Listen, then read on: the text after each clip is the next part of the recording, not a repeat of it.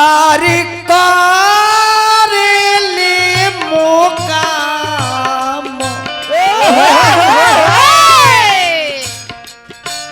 काय गढ़ करले मुकाम माया में लापटा जाने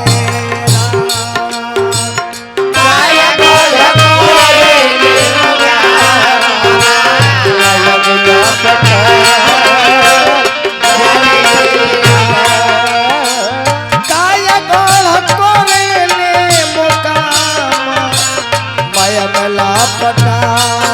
जाने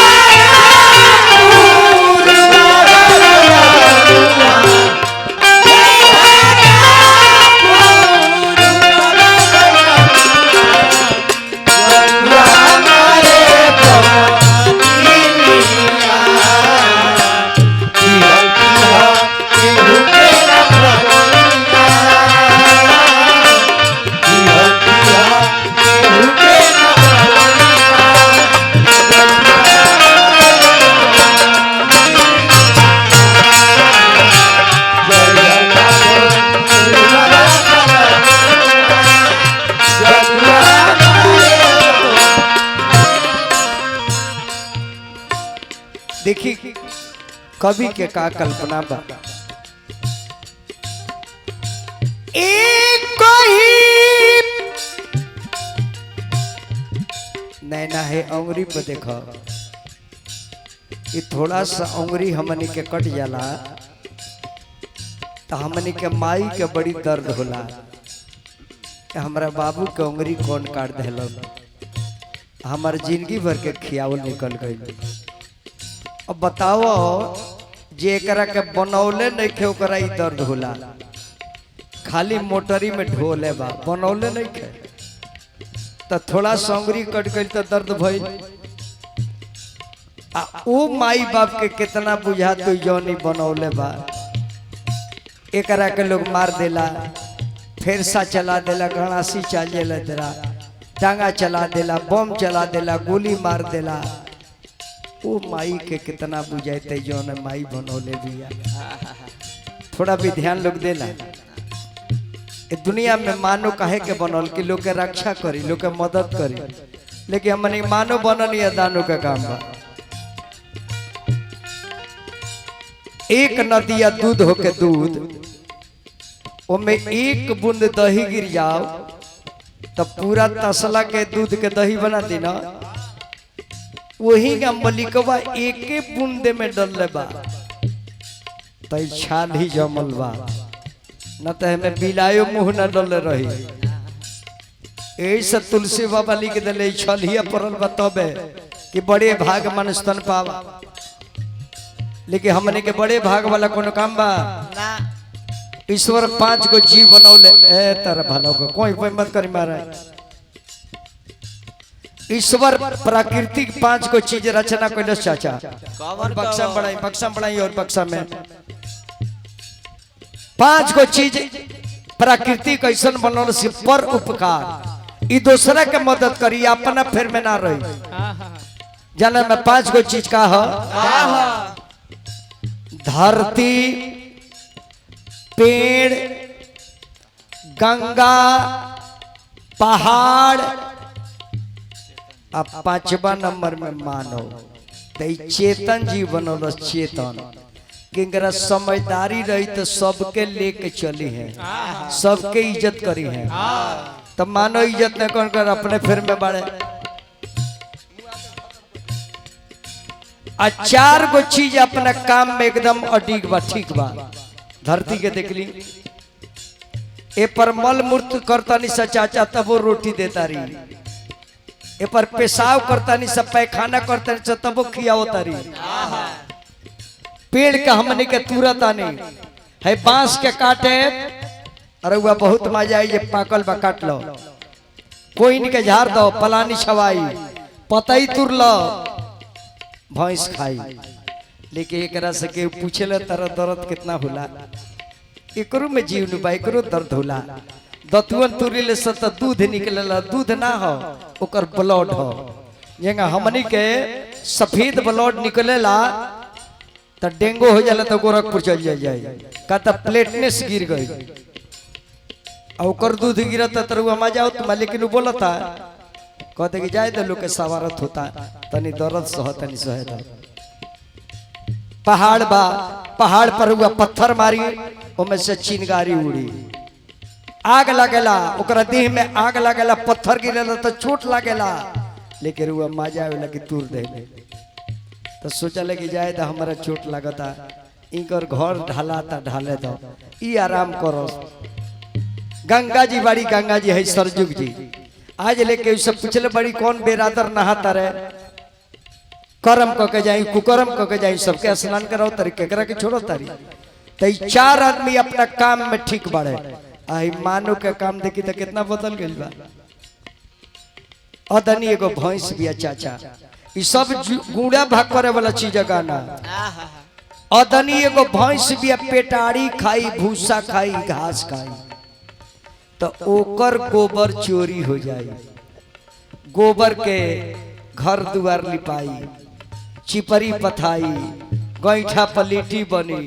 ओकरा राखी के भभूत बनी, ओकरा पहवन होई, मुहवो धो लिया जाए, देहियों में लपेट लिया जाए। खैले बिया घास भूसा आ देले बिया तो लोग लेके भागल फिरता, आ हमनी के किशमिश काजू खाता नहीं, हमनी के गोबर के लेके भागेला। देख किशमिश काजू खाता नहीं, हमनी के करतब देखी जहे मार दिया 4 आदमी गौर यही है, ये सरवा कौन मार देले बा। औ मवेशी खैले बा तो ओकर गोबर चोरी, इससे कि ओकर कर्तव्य निमन बा, हमनी के मानव हो के कर्तव्य निमन नहीं। झूठ नन को नहीं ना, माने कि तार मर्दा के गोबर पर लिट्टी से के खइबू, हसतारू एक ही दबा, एक ही बुंदावा के कारण हई मंदिराउरे ही दिहलेरा।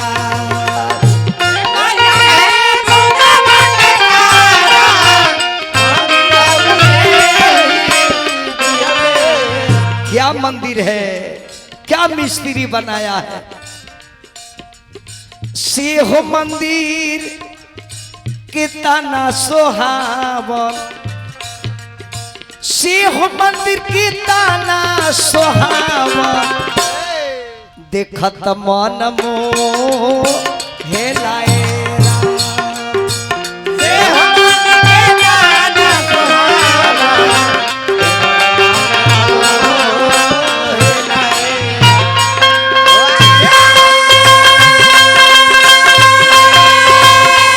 चढ़िया चढ़िया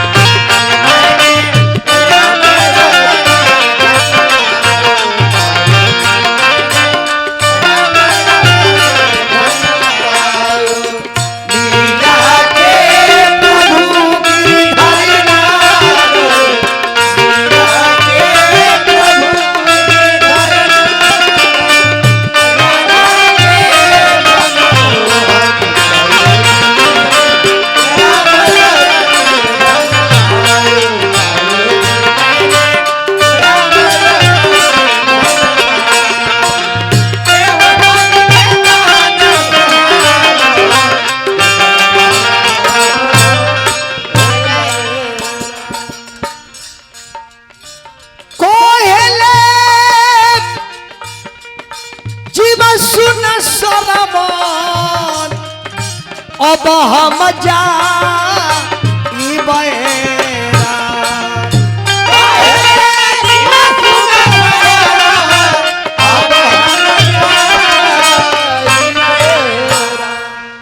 अरे तोरा मोरा इहले दीदार अरे तोरा मोरा इहले दीदार अरे लवटी फिर नया ई बएरा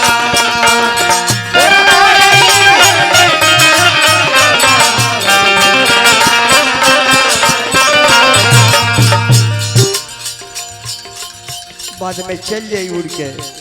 कहीं जब तारा हमारा भेंट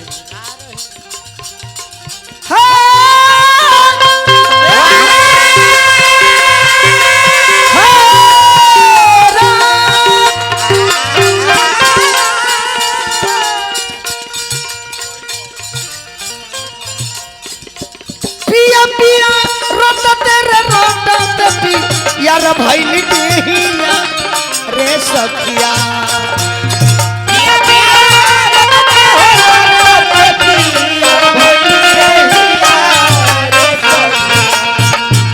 पिया मातला बाबा के यार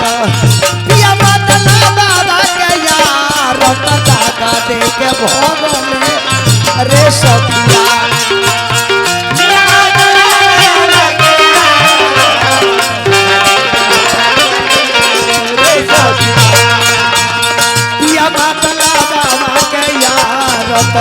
दादा दे के भगले धोखा दे के भगले दादा दे के भगले रे सखिया फिर